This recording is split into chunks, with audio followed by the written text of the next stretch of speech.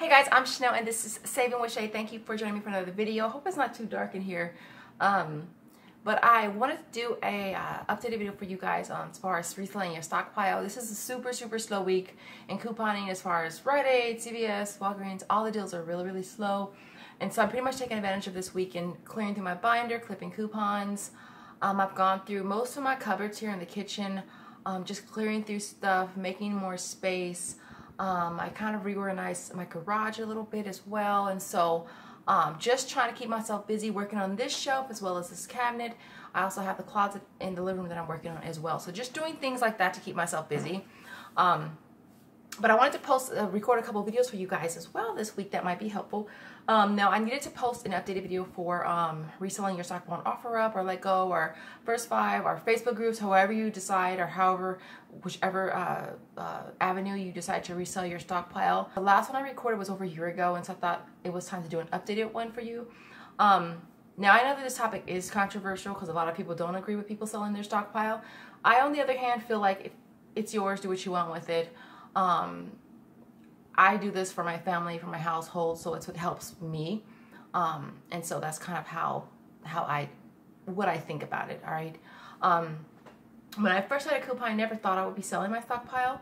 In fact, when I first started, it was just more or less me building up my stockpile for my my immediate family, my extended family, my sisters, their families as well.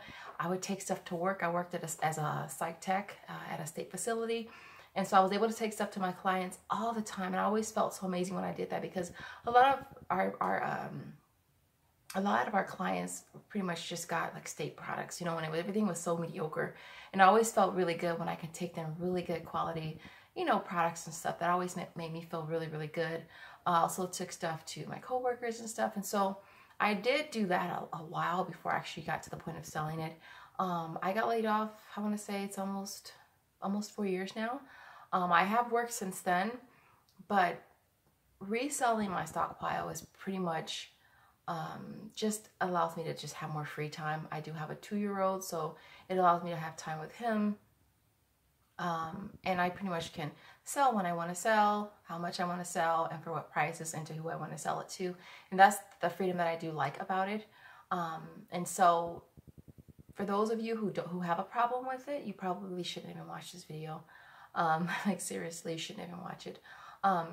Because I feel like it's usually the people that are complaining though they're your customers. Like a lot of my customers, my clientele are ex couponers, you know?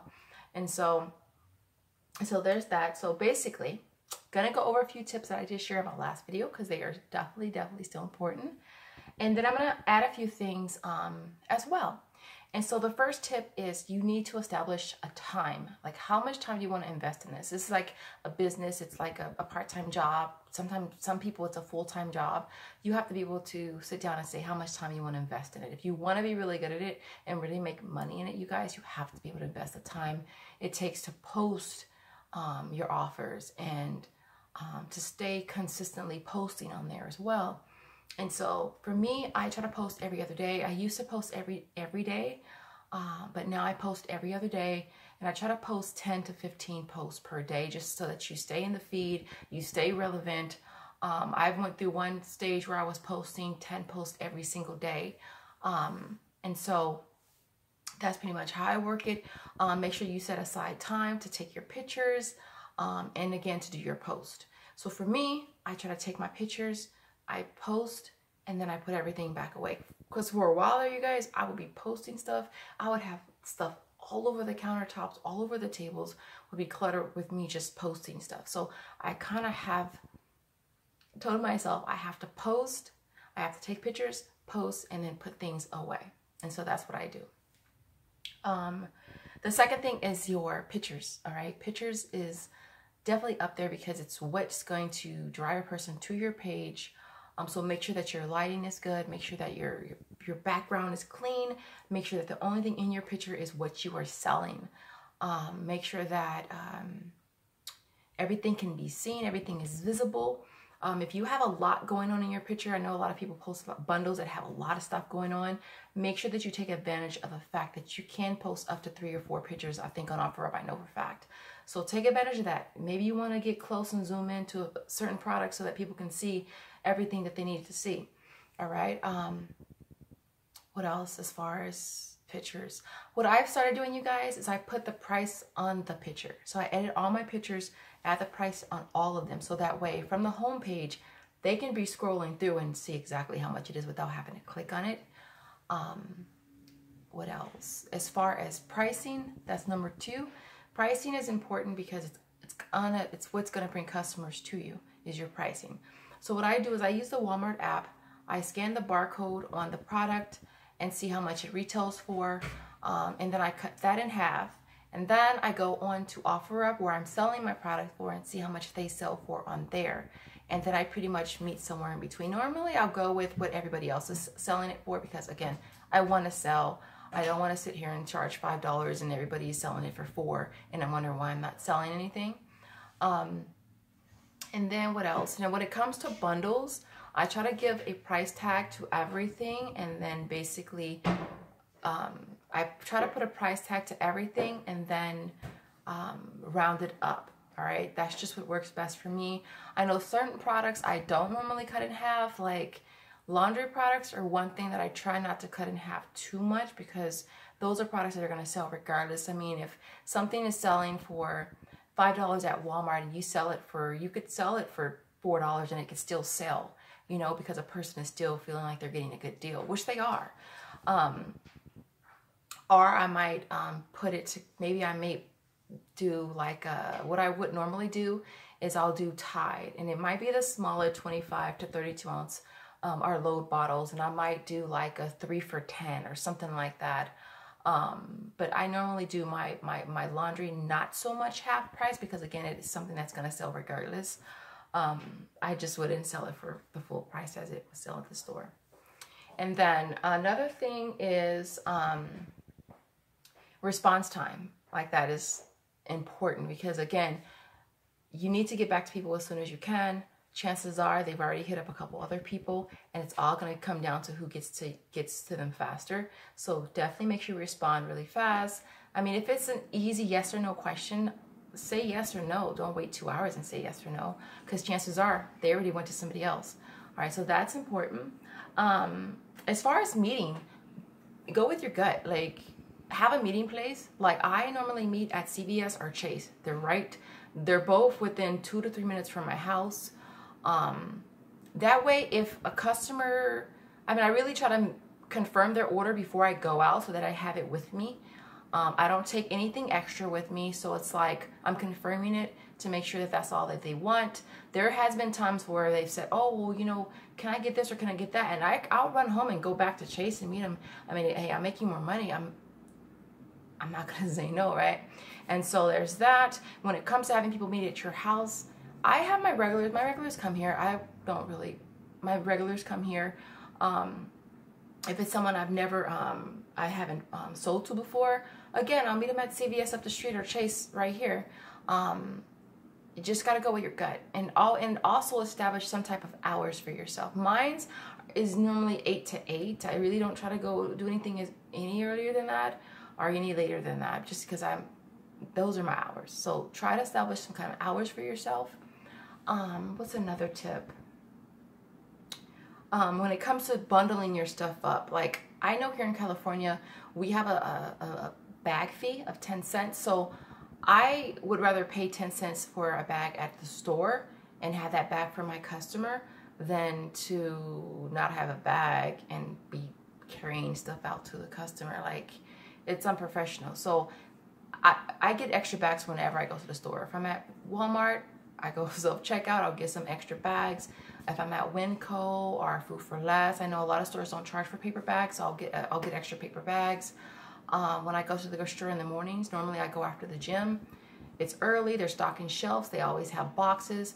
I will get extra boxes because, again, those are going to be useful for when you're putting your bundles together, especially if you have large bundles. Those are going to come in handy. But yeah, I'll get bags whenever you can, because I know For a minute there, I had run out of bags. I had no bags, absolutely no bags. And it's hard to be able to have customers and you have all these orders, but you have nothing to hold things. As far as when I prepare the order, I put their order together once they're on their way and basically just have them message me when they are there. What else? Once the item is sold, you do want to sell it. I automatically, immediately sell it, and I immediately rate the buyer. I do those two things as soon as money exchanges hands. I'm driving off, sold, and then I rate the buyer.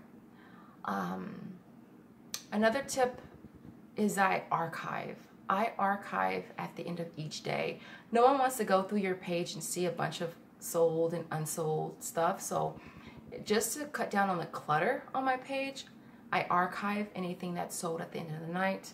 Another thing I do is I clear my alerts. I always make sure to clear my alerts because a lot of it is it's easy to build up because a lot of times someone may ask you a question, you'll respond and they don't get back to you. And it just stays there. So I clear all my alerts out at the end of each day as well. And in my description, I try to be as specific as I can in my description. Although I do know you can say it's blue, somebody's gonna ask you what color is it. You can say it's 12 count, somebody's gonna ask you how many it is. I can say I have 2 available. How many do you have available? The post is up. Is it available? If the post is up, it's available. You don't have to ask. But I do try to be as specific in my description as I can. I have about 6 to 7 different bullets that I add in all my posts. I give my cross streets, have exact change, no trades, no delivering, no holds, and that everything is brand new and never used, unopened, and all that. So I try to add the same thing in all of my it's just a cut and paste. Now when it comes to multiple posts, if I have multiple sets, what I would normally do is just put one post, and in the description I would put I have 3 sets available. What I do now is I do put a separate post for each set.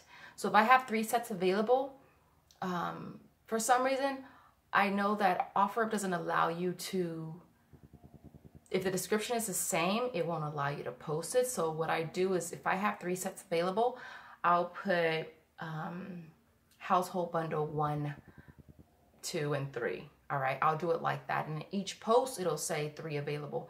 I do that, you guys, because I've noticed that what I would normally do is I would normally put 3 available, but then I would pull it down once I sold all 3 bundles. But I can only rate one of those people. I can't rate them all.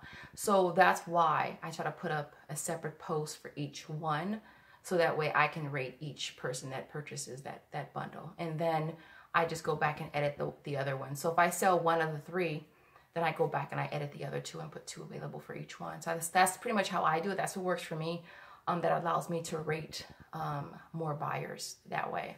You know what, you guys? This is one big tip too. Don't allow people to take advantage of you. Don't allow them to guilt trip you into thinking you're doing something wrong. Because a lot of people that buy from us, they know we're couponers. They can peruse through your page. They know you're a couponer. So don't let them guilt trip you into, giving them a cheaper price. Don't cut your profits, man. You guys know as a couponer, we get a lot of stuff for free. A lot of stuff is a moneymaker. A lot of stuff is really, really, really cheap. So you cut into your profit and basically what's going to happen is the customer's going to always want to get a cheaper deal because you did it the first time. So why wouldn't you do it now? So try not to cut into your own profits. Stay firm. I stay firm on all my pricing. I mean, there's times where the total might be like $21. I'd be like, oh, I'll do it even 20. But other than that, don't really try to cut your profits, because you have to look at the time that you invest in couponing, your time, your gas, you pay taxes for everything that you have to buy. So take all that into account as well.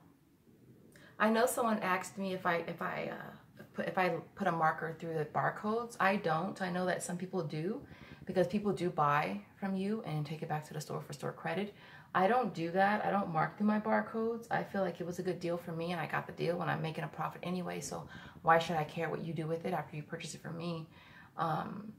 I don't sell anything on my OfferUp but things I have gotten through couponing. So I don't sell secondhand stuff on there at all. Other than that, that's basically it, you guys. I really hope this video was helpful to you guys. You guys have a phenomenal day, night, whenever you're watching. And I will see you guys in the next video. Thank you so much for watching. Bye, guys.